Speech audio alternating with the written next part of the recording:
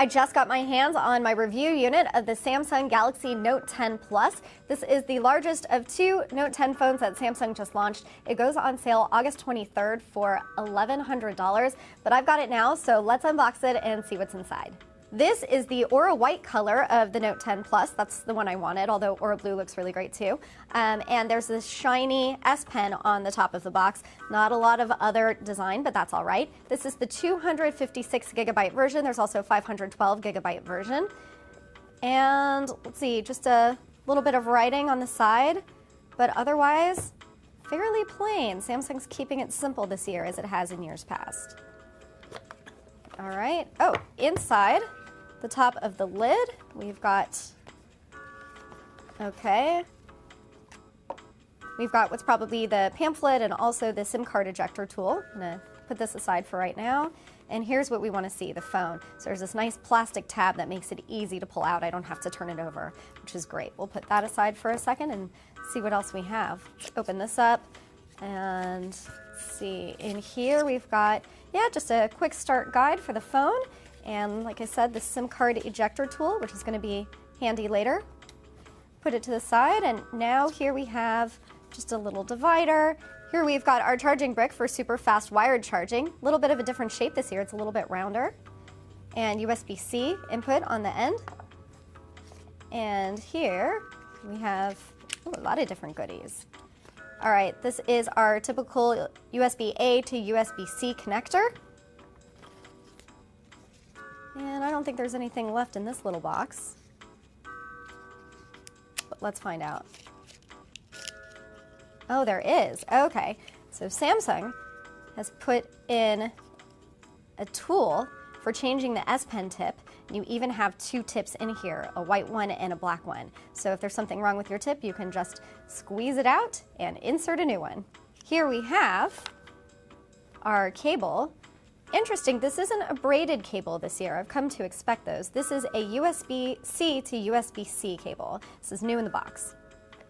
And finally, we have our headphones. These are AKG headphones, as in past years, and we do get the braided cable here. What's interesting about this is that it's got a USB-C connector port instead of a 3.5 millimeter jack, and that is because Samsung has removed the jack and replaced it with only USB-C. We had that before for charging, but now if you want to listen to music through a wired headphone, this is what you use. Lastly, you've got your ear tips here. There's one set that's a little bit smaller and one that's a little bit larger than what comes with the headphones.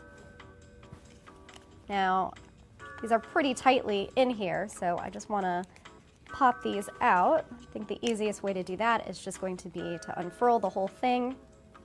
There we go. Kind of slip this out and slip this out here. They're very secure. Put that off to the side, and we can get a closer look.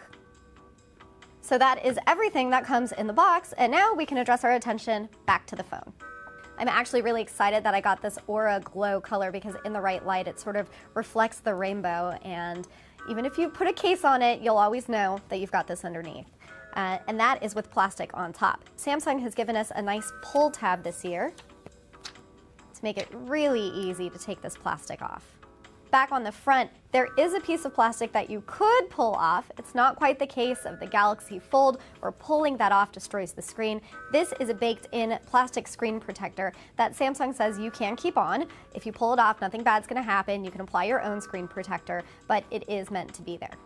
Now, the Galaxy Note 10 Plus has this beautiful 6.8-inch display. It is AMOLED, something that Samsung is calling dynamic AMOLED. This is pretty much an edge-to-edge screen. It takes up a lot of space on the phone face, but the device itself is pretty easy for me to hold, and I have smaller size hands. One design change is the 10 megapixel front-facing camera. It is moved to the center, and there's only one. The sides are still curved, feels really nice in the hand. You'll notice that there's no traditional power lock button on the right side of the phone. Instead, that's moved over to the left. This is where the Bixby button used to be. There's no Bixby button anymore, but you still can use Bixby. So you'll just click once to unlock the phone, click twice to launch the camera or any other app you want, and press and hold to use Bixby Voice. Here at the bottom, we've got, of course, the S Pen stylus that pops out. Then we've got the speaker grill, of course, a microphone, and the USB-C port. There is no 3.5mm headphone jack. Samsung was one of the last outliers to have this headphone jack, and it is gone. At the top, we've got a SIM card tray, and there's also a micro SD card slot in here. Doesn't exist on the smaller Galaxy Note 10. Flipping over to the back, we have these three beautiful cameras, and we've got an AR camera on the Note 10 Plus only.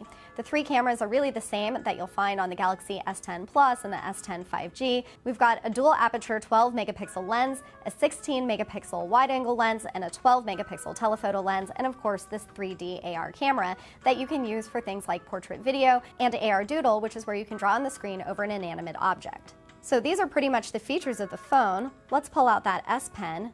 Really beautiful blue color. Samsung says that it's made this S Pen stylus a little more round this year. Last year with the Note 9, Samsung gave the S Pen some Bluetooth low energy capability. There's also a battery in here that charges when you stick it back in the phone. You can use this button as a remote control to take pictures, to pause and play a video or a song, even to move along a presentation. But now with this year's pen, there's also gesture control built in. So you can flick through a presentation, flick through your camera modes, even zoom in, zoom out, or move between the front-facing and rear-facing cameras. Now we're actually going to turn the screen on, and the power lock button, of course, is on the left. Okay, so now the phone is on, and you can really see that front-facing camera and where it sits. There are wallpapers out even now that will disguise that space. And here's what it looks like through the app tray. And this is what the notifications bar looks like.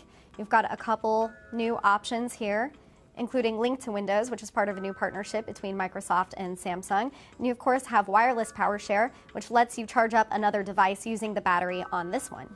And now I want to show you the power lock button, twice to open the camera, and then press and hold to launch Bixby Voice. Opening up the native camera app is really snappy.